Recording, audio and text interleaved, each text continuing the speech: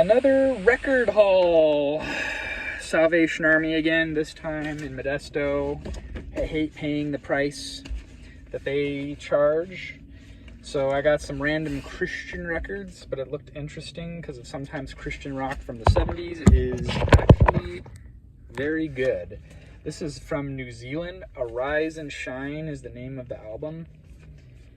And it's a gatefold. You see them playing acoustic. Looks like they got some flute in there, and it just looked like an interesting record. This I already have a copy of, but I had to pick up another copy. Phil Keaggy, What a Day, which is the title track of the album. This guy used to be in a band on Decca Records called Glass Harp before he became Christian, and he makes really good rock and roll Christian music from the 70s.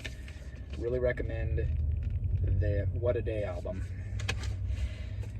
Three Dog Night, Harmony, featuring the hit Old Fashioned Love Song. This one is not in the best of condition, but you know, whatever. You just don't find classic rock anymore. So I picked it up. What else do we got? This is a compilation, Memphis Sessions of Rick Nelson, post-mortem release from the 80s. It's very 80s jacket design. This is a promotional copy only from Epic Records. Don McLean on Media Arts. This one has the insert.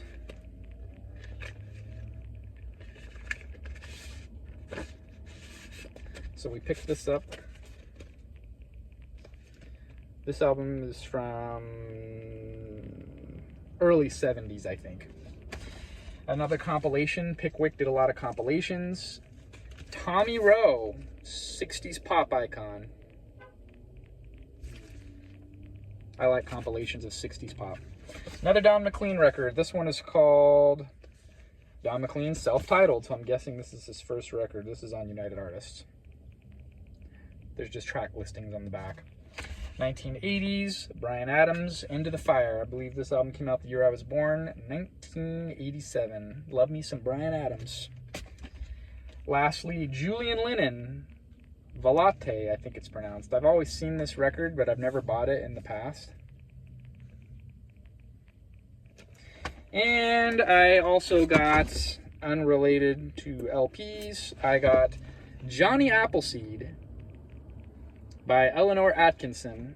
This particular copy is on Harper Brothers 1915, and it was selling for $100 plus on Abe Books. That doesn't mean they're going to get that, but it's for sale.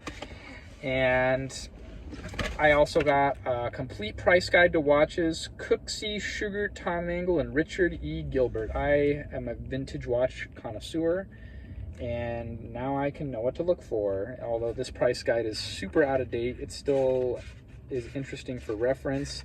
The date for this one is 1999, and I believe they are still putting copies of this out.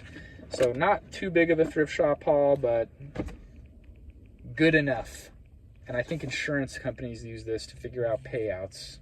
There you go, folks. That's all for today.